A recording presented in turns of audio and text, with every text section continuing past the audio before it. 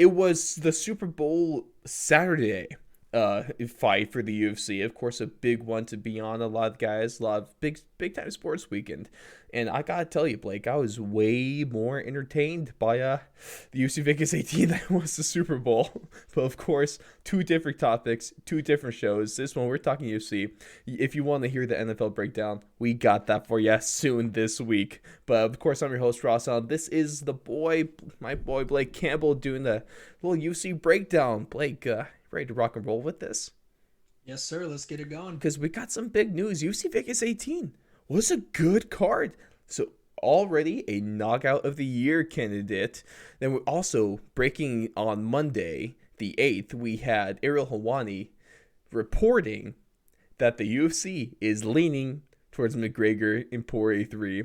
And can't really be too surprised about that one, can we? Gotta take a look at UFC 258, because this is a big time card going down this week, and a lot of good stuff on there from the early prelims to the prelims to the main event. Of course, there's some great stuff to talk about. But Blake, man, let's get to UFC Vegas 18, because we started off the first fight of the night. Ode Osborne, Jerome Rivera, and this fight is finished in 26 seconds because of a brutal just left cross knockdown to ground, just finished him off, man. And the Jamaican sensation made his presence known in this fight, and he made his presence known in this fight quick. This dude smoked Joe Rivera. He didn't even know what hit him. And Ode Osborne is starting to get possibly a little bit of a push in the UFC, especially if you caught his post-fight interview. I loved what he had to say, because for those that don't know, he's a school teacher. He teaches, like, I think it was 5th grade.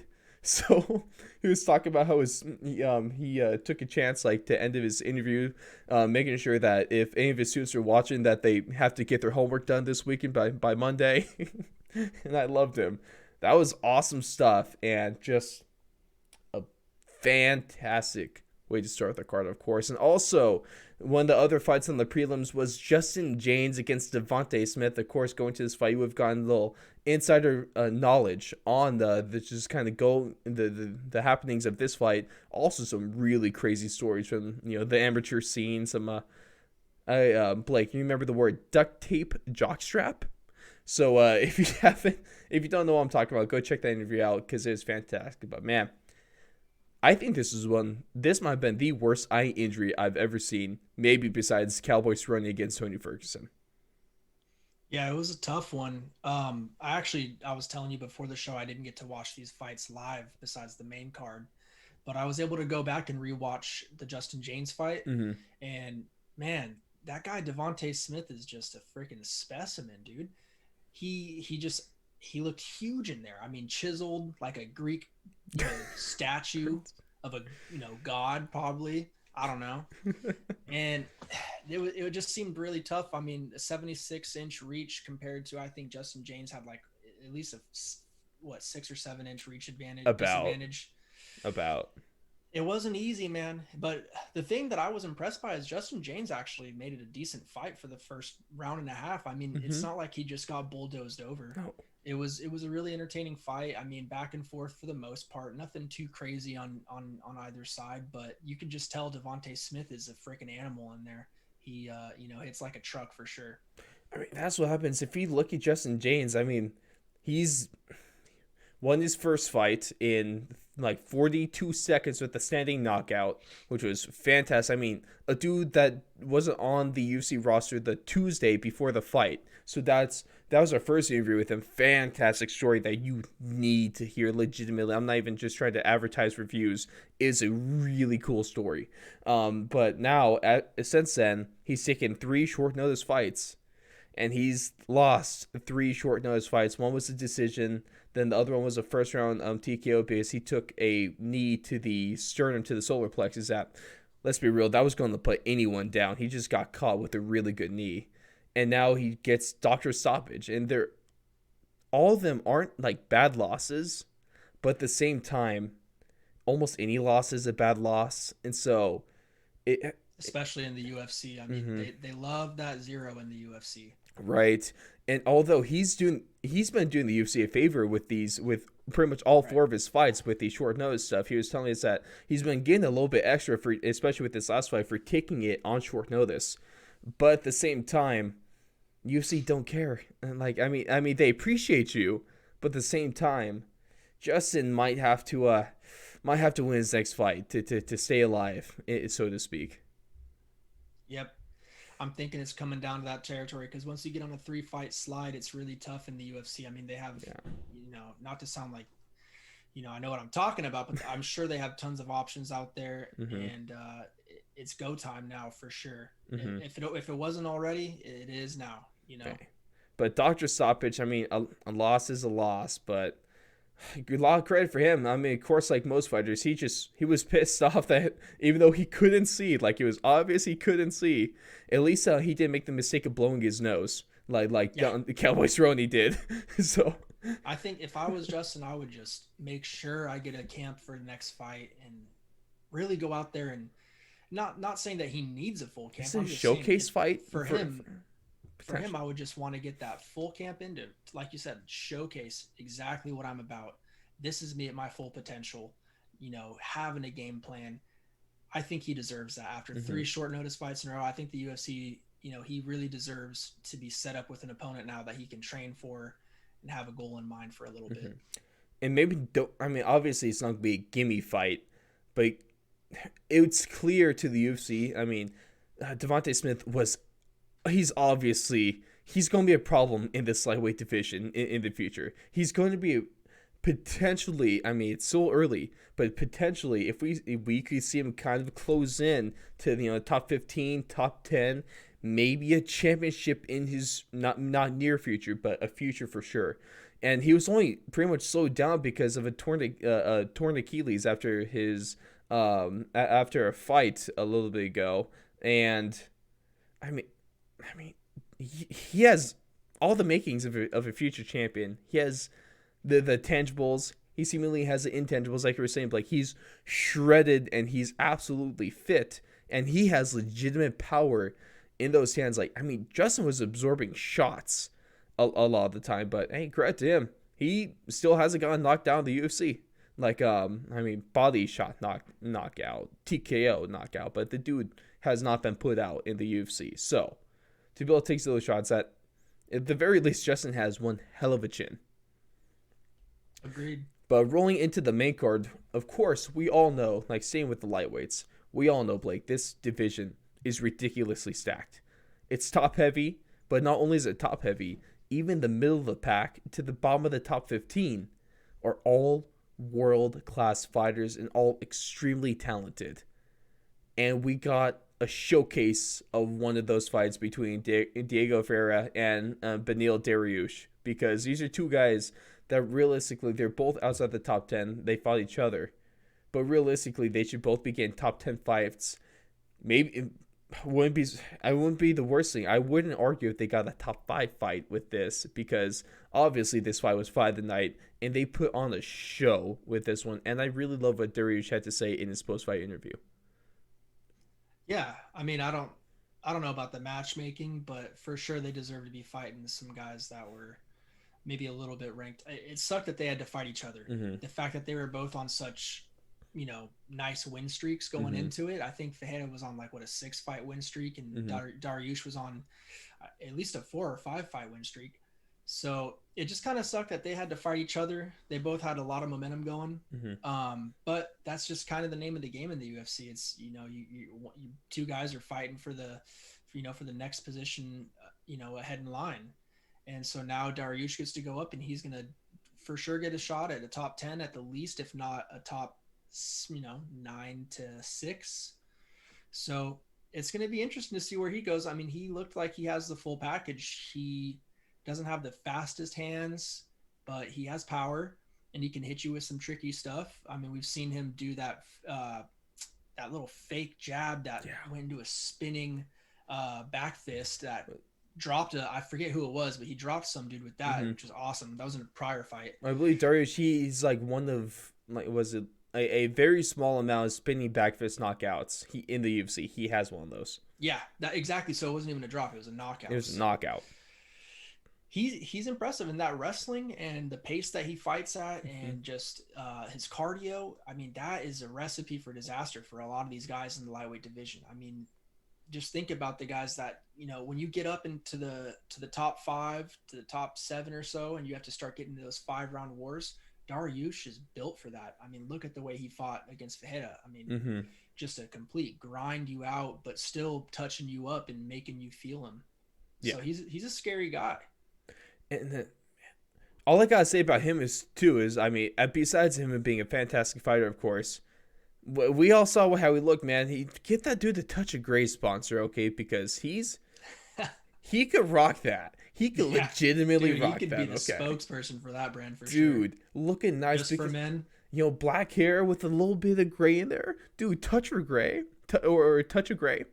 Dude, that's some cash right there, okay? So he's rocking the gray. Dude, he's for sure rocking looks good in the gray. He looks almost like a little more veteran when he's still somewhat young.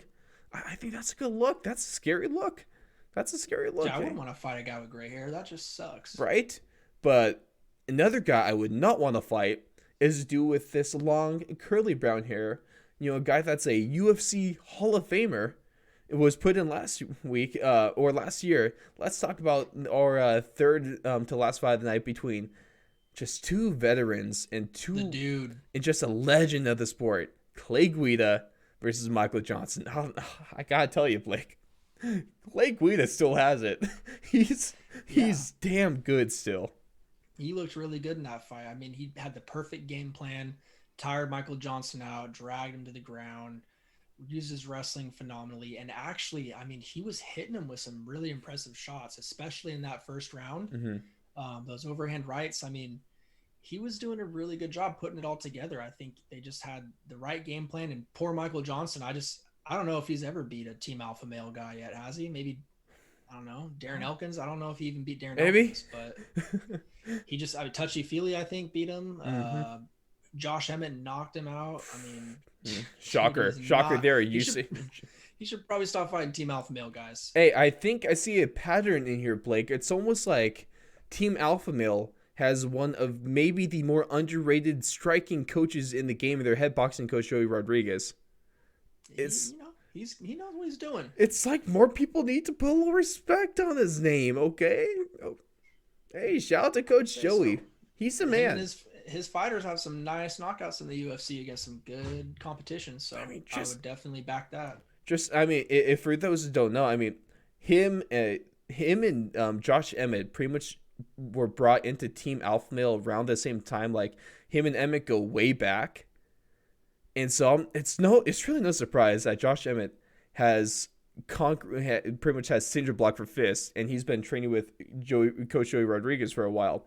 It's almost like there's a correlation or something there, There's a little pattern emerging with these strikers from Team Alpha Male. And it's not just striking. Can we talk about Clay Guida's cardio? I mean, the dude's still a specimen when it comes to that. You see him after 3 hard-fought rounds, he's there waiting for the decision, bouncing around, acting like he's good to go for another 10. Yeah, I can't believe that guy. I mean, he's like the Energizer Bunny, just nonstop going forever. So it's cool to see him still going, because I remember we were talking about that Bobby Green fight. There's been a couple fights I've seen Guida. I was like, man, I wonder if this is going to be the one. Is he falling off? It seems like he is not falling off. He's still attached firmly to whatever stage that we're talking about hypothetically, and he is going to be dancing there for a little bit longer, it seems. It's not like we're going to see this little push at the lightweight title or anything. No. But that doesn't... He's going to collect some paychecks, some more, He's going to collect some paychecks. Left. He's going to put some more wins in that win column. Yeah. And he's only going to add to his Hall of Fame resume. So, I mean, as long as Clay Guida's on my TV, you bet your ass I'm going to be watching, okay? Because he's can't make action. Now, I really think that was a really impressive fight. Michael Johnson, even though he doesn't have the most impressive record, he's got some really good wins. I mean, can we remember when Michael Johnson is the guy that beat Tony Ferguson, Edson Barboza. He also beat Dustin Poirier. Knocked him out cold. What? Yeah, he's got like I said, he's got some impressive wins on his resume, but you got to be able to be consistent in the UFC, otherwise you're never going to reach that upper echelon.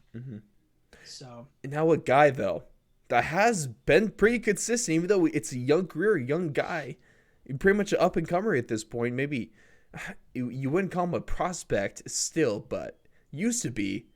And the guy it's that a put up firm contender, top contender now. firm content. I mean, a contender for the bantamweight belt, already probably the lead for knockout of the year. Corey Mm-hmm. Sandhagen put a whooping on Frankie Edgar in this co-main event. A flying knee 28 seconds Was into the it first flying round. though? What would you classify that as? I had such a Technically tough flying time knee? because it's like he was planted, but like It, launched it and just read it it perfectly. was more than a knee. It wasn't a full Jorge Because it wasn't, Masvidal. yeah, I was gonna say it wasn't full Jorge. No, but it, We didn't go full Jorge on that one. he did never go full Jorge. But no, Just ask Ben Askren. It's not a good hey, look.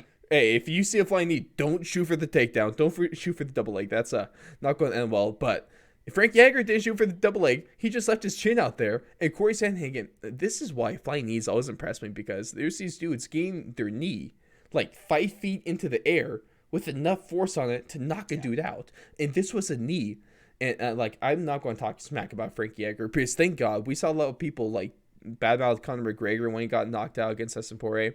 Thank God we did. I didn't see, at least I didn't see any memes about Frankie Edgar getting knocked out, because Yeah, that was a rough one. no one badmouthed him, and that's good, because he's earned that respect to not get badmouthed. But this was a knee that's knocking out any bantamweight, that's knocking out any featherweight.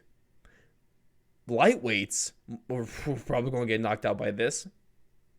So, I mean, I'm not going to criticize Frankie Edgar. I think Frankie Edgar still has some fights in them, That but was honestly just not only was it perfectly placed, it was perfectly timed, and it was perfectly executed. I mean, that was just perfection. That's something that he must have been drilling. It's something that he must have knew was going to be a big possibility in that fight, because the way he threw that, it was like he saw the future or something, like that. It was just made me scream like a freaking girl is what I'm trying to say. that's fair. Well, No offense to girls out there. You take hey, offense to me hey, screaming like you. hey, Blake might say that, but at least he ain't no Stephen A. Okay, let's get that real. Dude, Oh, that stuff oh, that was crazy. I mean, he better get the next title shot after that. I mean, seriously, put him on ice. Let's see, like, give the well, winner of it's Aljo because and get Jan. yeah, we get that at UFC 259. And although I want to say that I firmly believe that Corey Sandhagen deserves the next title shot, I will be remiss to say that a fight between him and the returning TJ Dillashaw, that would, That's although the only fight I would say yes to. that's the only other fight fight. I would. Corey Sandhagen deserves a title Because you're shot. basically giving him you're doing him a favor at that point. I mean, Yeah. TJ should have to fight back in the line again, Mm-hmm. but Sandhagen, if he really wanted to prove something, put a stand. Because I think with that knockout, he could hold out and say, "Nah, I'm getting the next title shot." Yeah, he doesn't have to do this, but But if this fight happened, I would take that TJ shot too, because I mean, man, that's a good fight. I think for him, I think he could win that fight, because it's gonna be. I think it's gonna be a stand up. oh yeah, War. that'd be a battle. And I'm taking Corey in pretty much any matchup in that bantamweight division right now. It's just crazy. Standing up. The length advantage that Corey Sandhagen has on these other bantamweights. And I was hearing some interesting things, Blake, but I know you, being the Sugar Sean fan you are, what do you make of the statement that Corey Sandhagen is what Sean O'Malley was supposed to be?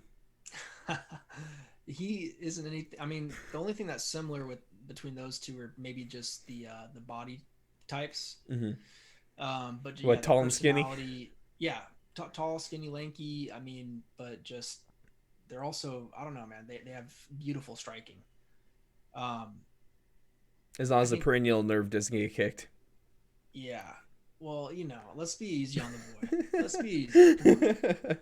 I just think they're two different dudes that are going different ways to their success, but one comes with a lot more hate than the other, and the other comes with a kind of a slower rise, but it might feel more genuine when the cream reaches the crop or the top, right? Mm-hmm. So I don't know. I think they're similar. Yeah, I see what people are saying, but at the same time, it's they're different, dude. That's fair. They're That different. that's fair. And now the last fight of the night was a top 10 heavyweight matchup. We had formerly number 6 Alexander Volkov taking on number 5 ranked Alistair the Reem Overeem, whatever the hell the Reem is supposed to be. That's a piece. That's a bundle of paper. Okay, I mean I know it's spelled differently. Still one of the dumbest nicknames. Okay, Maybe okay. it's like something in what is he, Dutch? Dutch, yeah. Hey, maybe, Maybe but Reem I is a don't know. means something in Dutch or something. I don't know. I I guess could do so. a Google search. But man, okay, Blake. If it wasn't for Alexander Volkov having that a little over 2 years ago, taking that last second knockout against Derek Lewis, this guy might already have a title shot because he looked damn good against Alistair Overeem. Overeem is still a good fighter. He looked good in his last fight too. But Volkov, with the walk-off KO in the second round, he looks amazing, and he could be a fight or two away from a UFC heavyweight title shot. Yeah, I mean Volkov, he just looked like a problem. I don't. It's a The only thing tall that's dude in gonna the be octagon. it's gonna be interesting when he has to fight a Rosenstruik or an Ngannou. An Ngannou like that, I don't think he'd want to fight a guy like that because you can tell that Volkov, if he's able to keep you at range, I mean, what he did to Overeem, that's gonna happen every night. You can't let him do that to you. He's just gonna piece up anyone in that division. Um, Ngannou, he's not gonna let him do that. If he ever gets matched up with Ngannou, Mm-hmm. he's gonna get bull rushed. Like, dude, that guy is gonna freaking just stampede him. See, Get right into his face. I Make it a know dirty fight. that John Jones, he realistically his first fight in the heavyweight division There's no way they'll give him Volkov, is going to dude. be for the Hell title. no. What do you think about that though? There's some people talking about Hell that. no. Oh, you Would talking about John Jones in the title? No, I'm thinking about John Jones versus Volkov. Oh hell, that's what I'm saying. Hell no to. Hell no. As in, and what are you saying hell no to specifically though? Are you As saying in hell that no to the matchup. matchup? If or are you saying hell no that John Jones shouldn't be having any other fight except for the title? I'm saying that John Jones, yeah, he wouldn't want any other fight Mm-hmm. besides maybe a number one contender or a title fight. I mean, and that's I think it's well within his uh, means to demand that. That's I fair. don't But think that there's any. hypothetically, if this fight, say this fight was made official, Volkov versus Jones, Not that's a good interested. fight, right? Nah. No, I mean, John yeah, it's a Jones that good easy? like for a fist fight. Uh Yeah, huh. it's a good fight. But I mean, it's just for John Jones doesn't make any type of No, no. sense. I mean, just just a fight itself. Do you would Volkov have a chance against John Jones? Would this be a Absolutely. good I don't test think fight I think for it'd be John way Jones? too risky for John Jones to take Hmm. that fight because that Volkov's a big dude. Volkov That's a could have a and chance it's against gonna John have no Jones. reward. Yeah, There's zero reward for John if he takes that it's fight. not like he needs a number one contender fight anyway. That's what I'm saying. He's already the GOAT. Like it's whoever is the heavyweight champion, that's who Hmm. John's gonna be fighting. Now, There's no realist, ifs, ands, or buts. I just want to see. So we already in a week or two, as a recording, it's going to be number 4 ranked Derek Lewis against number 2 ranked Curtis Blades, and then coming up soon in the fight night just got moved to the main event. We got Rosenstruik against Cyril Gane. So that's the top. That's a And fast rise for Gane, or hey, however the hell you say his Gane name. could he's coming up quick.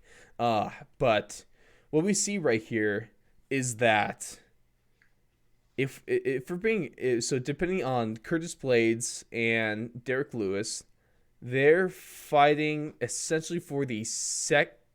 They're not going to be fighting for a number one contender spot because John Jones has it because we have Francis Ngannou versus Stipe in UFC 260. So that's happening. Then it's going to be John Jones. Well, nothing's official, but I mean, realistically, it's going to be John Jones fighting the winner of that.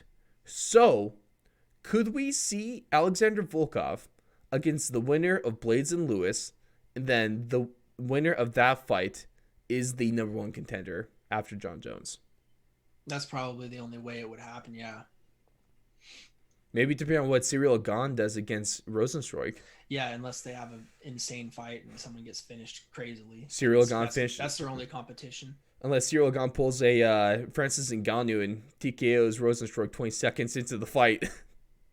We'll see. That was still a scary fight. Imagine seeing a guy like Ngannou just bum rush you at the beginning. Dude, that's crazy. And because the thing is you have zero margin for error. Like one wrong move and your lights are turned off. And he's gonna just keep smashing your face until he's pulled off of you. So ridiculous. Yeah, that's the stuff of nightmares right there. Glad I never have to do that. 100%. But hey, UFC Vegas 18, fantastic card. Now, one of the things I was talking about earlier in the show about the lightweight title is ever since the fight finished, even before the fight finished, where the story's been about what do we do with the lightweight title, what do we do with the 155-pound strap.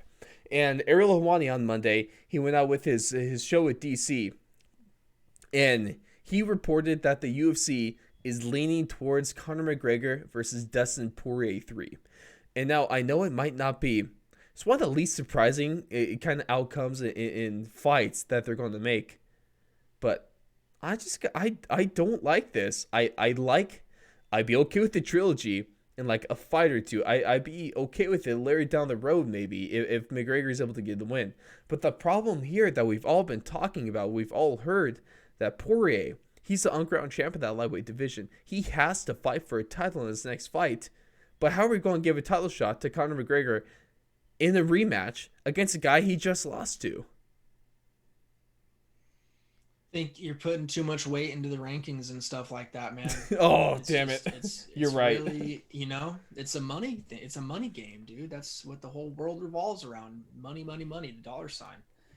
So, I mean, yeah, sure. The rankings say that, Charlie Olives should be fighting for the belt, but the dollar signs point in the complete opposite direction. They go down the rankings a little bit and they stop at an Irishman named Conor McGregor. And that's just easy money for everyone. And I'm sure Dustin, the guy that just TKO'd him, is probably okay with that. I mean, because think of it this way, like either Conor's going to rebuild his career, he's going to get that W back, and it's going to have a belt around his waist and make the company shoot up, or it's going to be Dustin Poirier literally ending Conor's career, and that's going to shoot his own stock up. And it's not going to kill the UFC either, because the UFC now is big enough. They're on ESPN.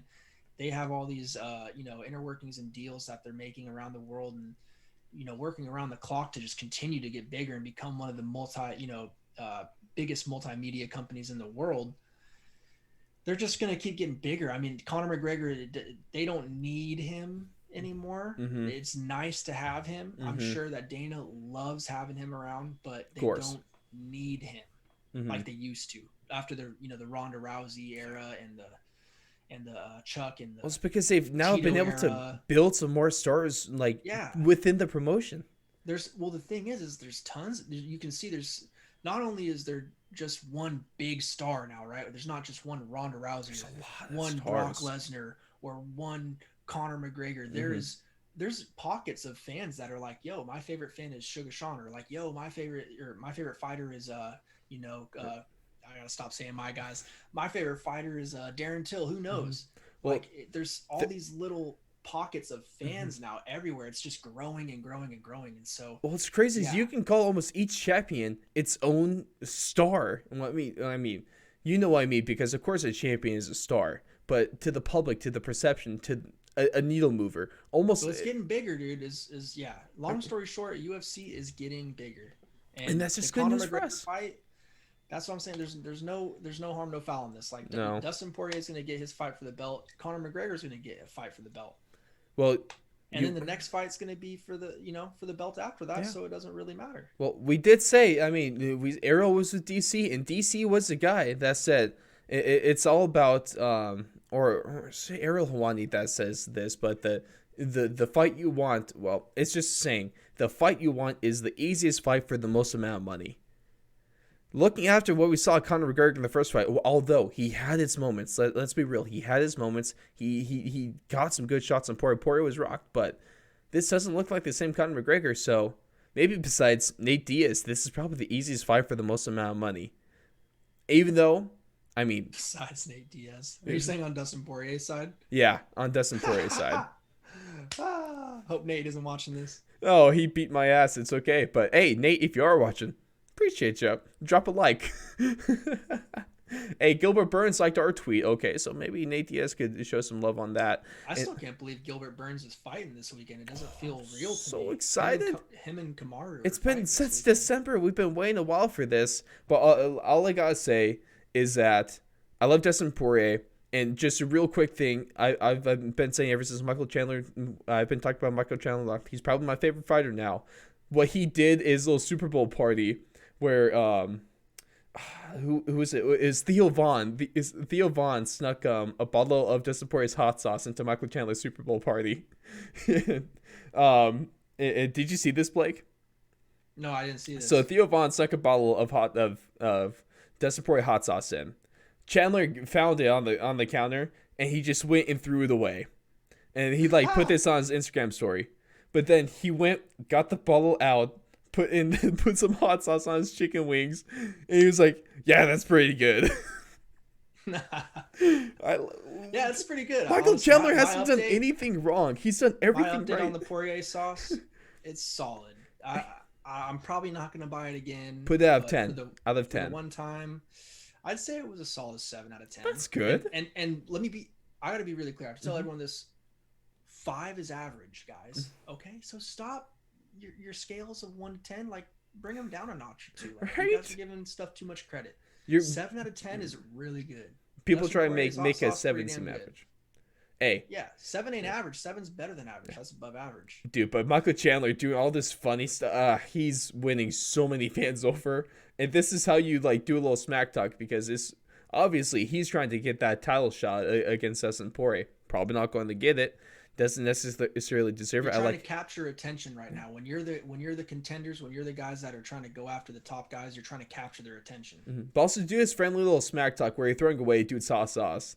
Then you take out the trash and you admit it's good. And they want to fight you, you're gonna get that fight. Just insult the hot sauce. Insult the hot sauce. It's not just the UFC, you know what I mean? If Dustin Poirier woke up one day and said, "Nah, I want to fight Michael Chandler," all he has to do is call the UFC and be like, "Yo, I want to fight Michael Chandler." And doesn't fight Mike. Michael Chandler. Dustin Poirier is pretty much going to fight anyone he wants. So the UFC might give a little bit of a push if they want something certain, but it's almost like, "Hey, Dustin, who do you want to fight?" And they're going to fight. Well, and that's the thing is, I think it should be that way. Dustin Poirier, he's already fought. He deserves it at lightweight. He deserves it. He can fight whoever the hell he wants for the belt. You know why? Because he's the uncrowned champ. So exactly. All these arguments that the guys that want to see Charles Oliveira or Michael Chandler fight for the belt, you can use their same arguments against them. Dustin Poirier absolutely deserves the right to be able to choose another red panty night.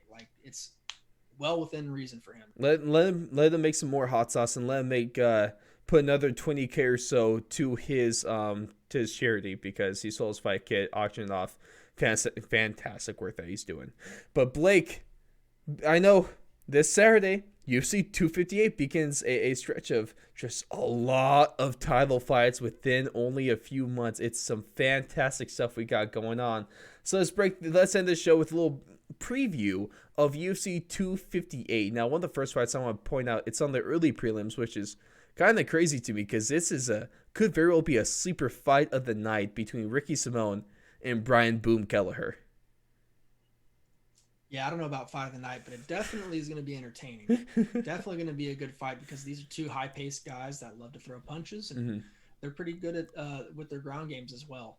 So it's going to be a good one. I think I'm leaning towards Simone in this one, but wouldn't be surprised by a Kelleher upset. Of course, we're going to give you all of our predictions on this. Of course, your boy Ross is holding that current Suck My Pick title. Yeah, don't use my picks if you're trying to bet. Oh, it was a tough one for you at 57, wasn't it? Trying to get back on track this weekend. Hey, you got this, Blake. New month, new you, and you're just going to get some money. Now, another good fight is Diego Lima against one of the best fighters on Twitter in Bilal Muhammad in this welterweight fight. Yeah. There's a lot of people. I put out a tweet saying I'm excited for this, and some dude was saying, if you just want to see 15 minutes of nothing, I'm like, dude, It's not. Bilal's not a boring fighter. No, not at all. No. Dude, he can take hits and he dishes it out as well. And Diego Lima, he's a striker. His Yeah. brother is a champion, or I don't know if he still is a champion, but he was a champion over in Mm-hmm. Bellator. So yeah, I think it's going to be It's a a good good fight. fight. Diego also was on the Ultimate Fighter. I can't remember which season, but it was a couple years back. I want to say 3 or 4 years back. Decently entertaining Mm-hmm. season. Now that's a good fight though, but a fight, Blake. Now here we go. Maybe you can agree on this one. Possible fight of the night contender in this one: Jim Miller against Bobby Green.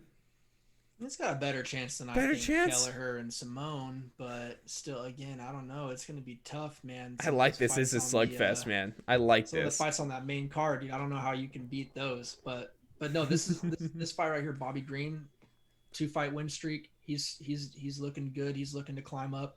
He's got a really good test here with a veteran in Jim Miller, Mm-hmm. and so yeah, it's going to be a good test. The featured prelim, the main event of the prelims, as we like to say. Yes, sir. And then another one we got going on, a fight between top tens of this very good bantamweight division: Pedro Munoz and Jimmy Rivera. This could be This over quick. this is what I was saying is it could potentially be the fight of the night because I mean Mm. I don't know if these guys are going to go away. They're both decently durable. Um, it just kind of depends. I think this one has fireworks written all over it though Mm-hmm. for sure because these guys they throw down. Well, this is why I feel like the bantamweight division. Like I might get on a little bit of a soapbox here, but I feel like the flyweights and the bantamweights are a little bit slept on because people just see these smaller fighters and think it's not as entertaining.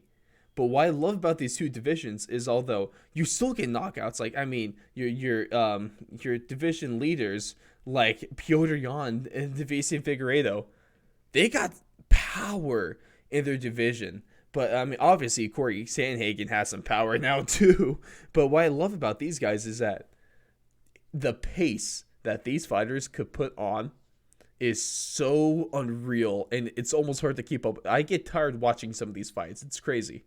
The pace and like the techniques they're Yes. so their skill sets are so diversified Mm-hmm. at that weight at those weight classes. I mean, you got to have scrambles, you got to have striking, you have to have everything in your arsenal. Otherwise, there's going to be just I don't know. It's going to be too easy for someone to expose you. I feel like at those weight classes, You almost have you to can.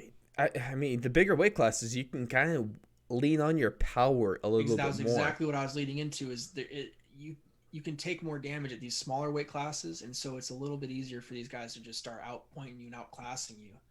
Whereas, in the upper weight classes, you can definitely lean on your power a little bit more, get that knockout. You know, it's tough. I mean, no disrespect to Francis Ngannou, please, but I mean, in his lead up to his first fight with CP Miocic, a lot of it was just because he kind of got exposed in that CP Miocic fight, and something I'm kind of thinking might happen again. But he was a guy, he got that title shot because he was knocking fools out left and right. But then he gets against the champ, and it's obvious that technique wise, there's a drastic difference between the two fighters. And you can find success without as much technique in those bigger ones, but these lower weight classes, I love it so much. And then a good mix between the two is the middleweight division. Now, this is an important fight and a really interesting matchup, especially for Kelvin Gastelum. Of course, Kelvin Gastelum coming off, he's on the 3-fight losing streak right now. Losing to Israel Adesanya, and that was for the interim title, and then loses to Darren Till in the decision, and then he loses to Jack Hermanson where he just gets caught. And you were saying, kind of we were talking, he gets caught by a specialist in a heel hook, a minute 18 into the first round. So, although a loss, like we were saying with Justin James earlier, a loss is a loss. Doesn't matter if you just get caught or if you just get if you get brutalized. A 3-fight losing streak is no joke in the UFC, and Kelvin Gastelum, especially going against a 15 ranked guy, there's potential that he might drop out. I'm not saying it's going to happen, but this guy needs a win in a bad way.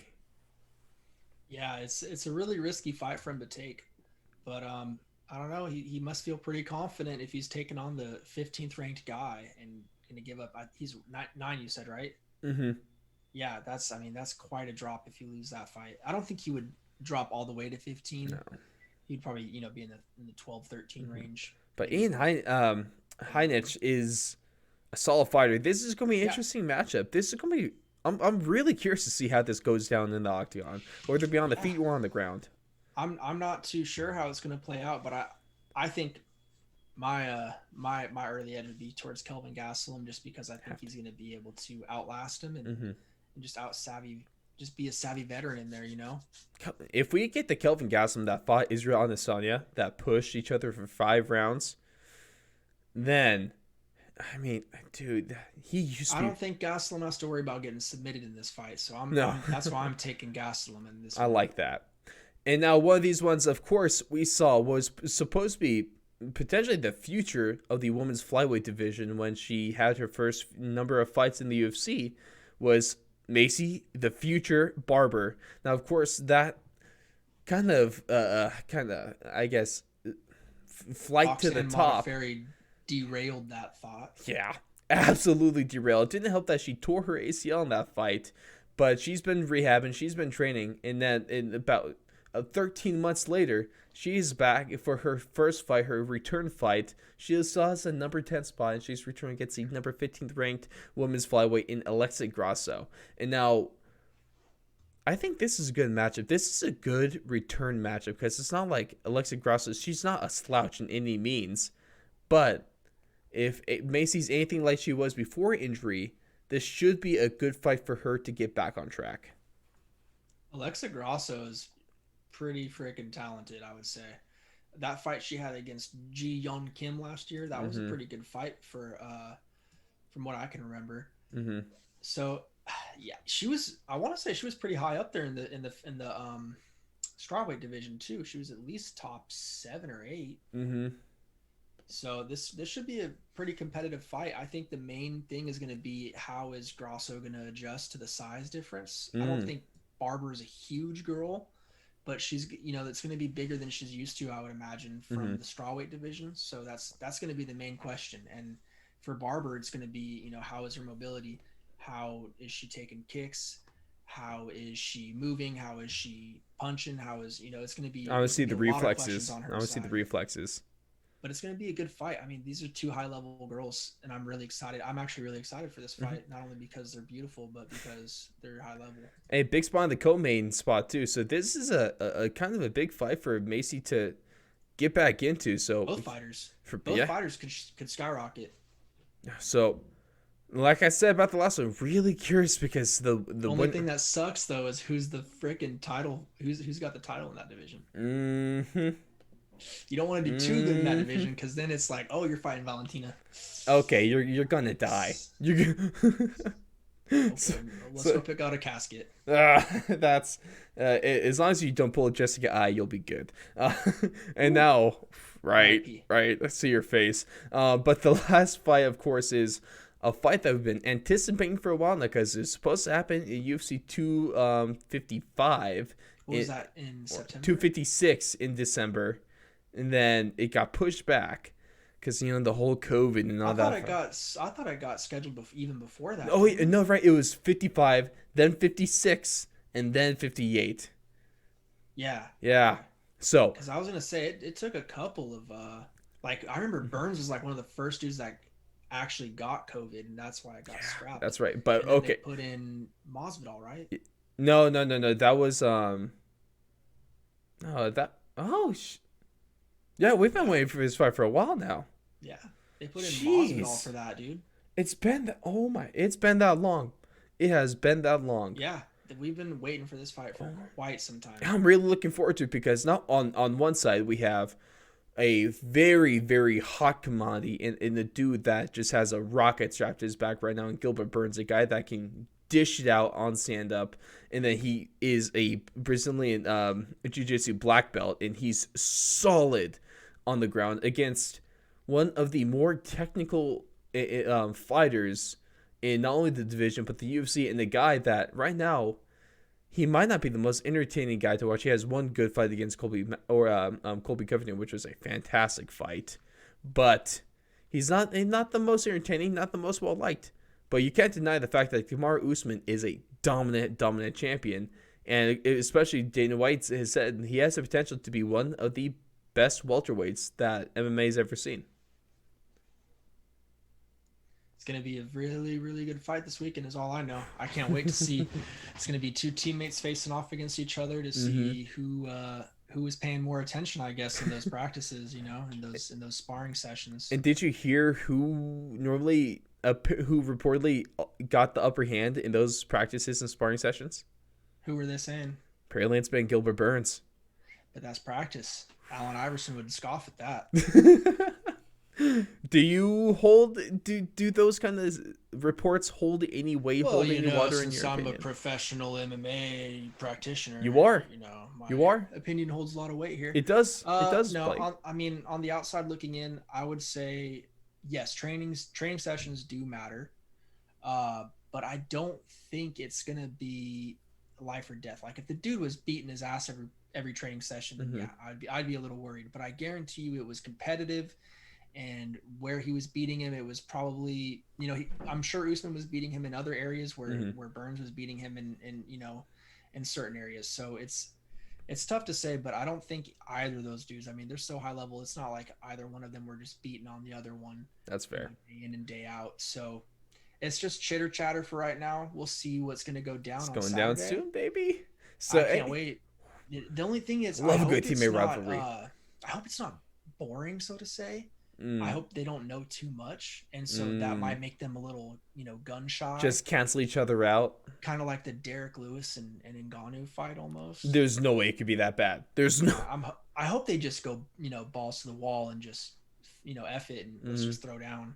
Man, there's a lot of implications, especially my bold prediction this year, Blake, is kind of riding on this fight because, I mean, Gilbert Burns liked to tweet about him, but I did say that Gilbert Burns, my bold prediction for this year is that Gilbert Burns will be defending his welterweight title against damn, I am tripping right now. Forgive me, but against Khamzat Chimaev, because I mean, let's be real. If Khamzat, especially depends on how you sound like a casual right now, bro. What do you mean casual? Khamzat hasn't fought since like freaking August. I know. Hey, all I'm saying, it sounds like it's a UFC thing too. If dude keeps getting the Rona somehow. Depending on how Khamzat Chimaev, if he beats Leon Edwards, and depending on how he beats Leon Edwards. Forgot about Leon Edwards too. Hey, can't forget about Leon Edwards because this is. He hasn't gotten in a fight since he got beat up backstage. Little 2-piece of soda. But this is another fight I can't wait for. This is huge. Hey, but Gilbert Burns, you have a chance to make me at least keep me on the line to being correct, and I'll greatly appreciate that. I'm really rooting for Kamaru now. You're a bad man. You're just mad that your old Conor is going to get his belt back this year. He's not looking too good right now. No, that's fine. That's fine. That's why they're scheduling the trilogy right now. Oh, so that he could just get his belt back then. As we speak, it's being scheduled. I'll be pissed, Blake. I'm just going to tell right now. I'm being a little disappointed, but you need your break because obviously picking fights isn't your forte. So maybe you could do a little better on your bold predictions. Who, me? Yeah, you. You talking about me, bro? I have the belt too, so I don't know what you're talking about. You got lucky 1 month. I didn't get lucky at all. But with that, if I had any type of luck, I wouldn't have had such a bad record last pay-per-view. So anytime I win, I earn it. And I deserve it. That's a solid argument right there. I really can't go against that. But ladies and gentlemen, that's going to wrap it for us on our latest edition of UFC Talk. Before I hop off, just want to thank our Patreon supporters, Ray Rodriguez, for all your card collecting needs. Follow at the Big Bat Box on Instagram. Shout out to Neil Wiley. Check out his YouTube, Chosen Problems, and also thank you to Ryan Watson and then Blake. You just got to remind the folks, remember to win some money. Use Thrive Fantasy. Get yourself $20 deposit. They'll match it up to $50. And so go do some fun old betting there. I know the NFL season's over now, but we still got plenty of basketball. We still got hockey. And we still have the MLB coming up soon. So keep her tuned. Blake, I hope you enjoy UFC 258.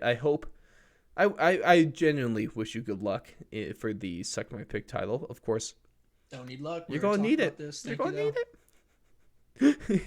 And ladies, I hope you enjoy it as well. It's gonna be a good night of fights. Yes, sir. It always is. I love being a UFC fan and MMA fan. Ladies and gentlemen, enjoy the hell out of UFC 258. Hopefully, your favorite stream does not get taken down by Dana White, and we will catch you guys after this card so we can break it all down.